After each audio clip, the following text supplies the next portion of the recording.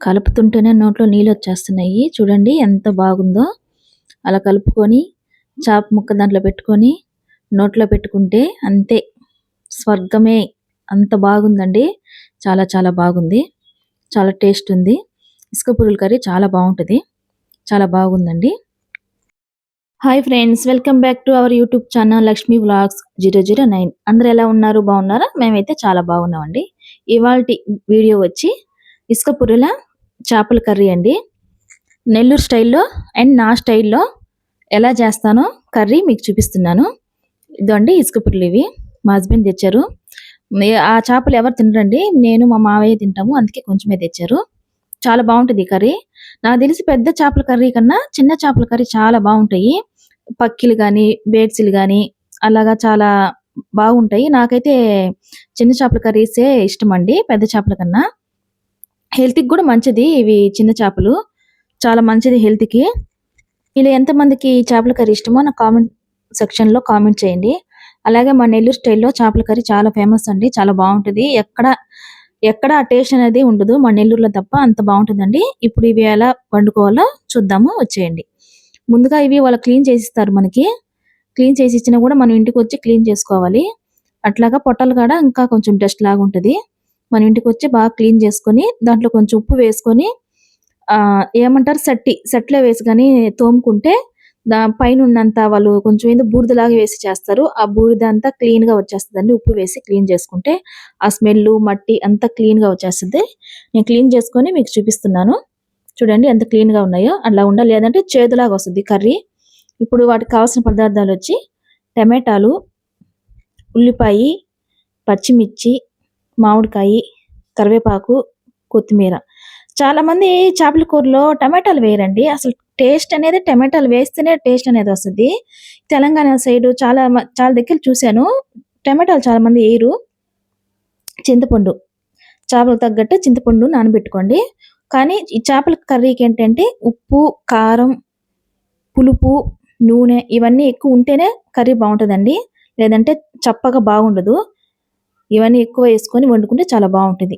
ఇప్పుడు దాంట్లోకి మసాలా వచ్చి ధనియాలు, మెంతులు, జీలకర్ర, ఆవాలు ఇవి కొంచెం లైట్‌గా ఫ్రై చేసుకొని పౌడర్‌లాగా చేసుకొని పక్కన పెట్టుకోవాలి. తర్వాత ఇంక అదే గిన్నెలో ఆయిల్ వేసుకొని ఆయిల్ గూడా కొంచెం ఎక్కువే ఉంటదండి. ఎక్కువ ఉంటేనే బావుంటది కర్రీ. నిలువ గూడా ఉంటది. 2 డేస్ కూడా చెడిపోదు. మనం బయట పెట్టుకున్న 2 డేస్ దాకా చెడిపోదు. ఫ్రిడ్జ్‌లో పెట్టాల్సిన అవసరం లేదు. ఇవన్నీ ఎక్కువుంటే బయట పెట్టుకున్న బావుంటదండి. ఆయిల్ వేసుకొని హీట్ అయినాక ఆవాలు, మెంతులు కంపల్సరీగా వేసుకోవాలి. పులుసు కూరలో గూడా మెంతులు వేసుకుంటే చాలా బావుంటది. హెల్త్‌కి గూడా మంచిది. తర్వాత ఆనియను, పచ్చిమిర్చి వేసుకొని గోల్డెన్ కలర్ వచ్చేటట్టుగా ఫ్రై చేసుకోవాలి.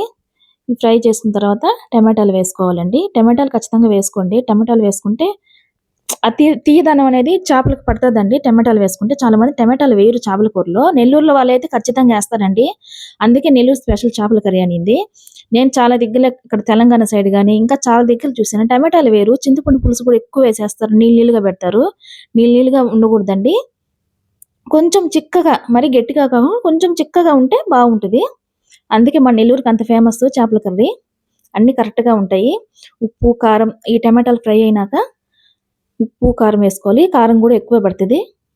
మేము కారం కొంచెం ఎక్కువే తింటాం కాబట్టి ఎక్కువే వేసుకున్నాం. మీరు ఎంత తింటారో దానికి తగ్గట్టు కారం వేసుకోండి. కారం వేసుకున్నాక స్లో మంట మీద ఆయిల్‌లో ఫ్రై అవ్వనండి. లేదంటే కారం అనేది పచ్చి వాసన వస్తది. తర్వాత ఫ్రై అయినాక ఈ చింతపండు మనం పిసికి పెట్టుకున్న తర్వాత దాంట్లో వేసేసుకోవాలి. వేసుకున్నాక కొంచెం ఉప్పు వేసుకొని, కొంచెం ఉప్పు, కారం అయి చూసుకొని చాలకపోతే మనం మళ్ళా అడ్జస్ట్ చేసుకోవచ్చు. ఉప్పు తక్కువైందని ఉప్పు వేసాను. తర్వాత చేప ముక్కలు ఇప్పుడే వేసుకోకూడదండి. ఈ ఇసుక పుర్రెలేందంటే త్వరగా ఉడికిపోతాయి. ఒక 5 నిమిషాలకి ఉడికిపోతాయి. ఎక్కువ సేపు ఉడికినియంటే చిదురుగా అంతా అయిపోద్ది. మనం కొంచెం పులుసు ఉడికనిచ్చినాక అంటే కొంచెం ఉడికనిచ్చినాక అప్పుడు వేసుకోవాలి ఈ చేపలు. చూడండి నేను ఉడికినాక వేసాను. మనకి ఆ పీసెస్ అనేది అట్లాగే వస్తది. తర్వాత మామిడికాయ ముక్కలు కూడా వేసేసుకోండి. మామిడికాయ ముక్కలు కూడా అప్పుడే వేసుకుంటాను. ముందుగా వేసుకుంటే మామిడికాయ అనేది కరిగిపోతది. దెబ్బగా అలాగా ఉండదు. కొంచెం పులుసు ఉడికినాక ఈ చేప ముక్కలు, మామిడికాయ, కొత్తిమీర ఉంటే కొత్తిమీర, కరివేపాకు ఇప్పుడు మళ్ళా చూసుకోండి కొంచెం ఉడికినాక ఒక 2 మినిట్స్ అట్లా ఉడకబెట్టినాక తర్వాత ఉప్పు, కారం, పులుపు అన్నీ చూసుకోండి. చాలకపోతే మళ్ళీ అడ్జస్ట్ చేసుకోవచ్చు. అప్పుడు వేసుకోవచ్చు. నాకన్నీ సరిపోయినాయి. చూడండి ఎలా వచ్చిందో ఆయిల్ పైకి అట్లా రావాలి. తర్వాత మనం ముందుగా పౌడర్ చేసి పెట్టుకున్నాం కదా మసాలా, అవి వేసుకోవాలి. అది వేసుకున్నాక మరీ ఎక్కువసేపు ఉడకపెట్టకూడదు. ఒక 5 నిమిషాలు అలా ఉడికించినాక దబడతో మనం తిప్పుకోవాలి. చేత్తో కలబెట్టకూడదు, విరిగిపోతాయి. అలా తిప్పుకోవాలండి.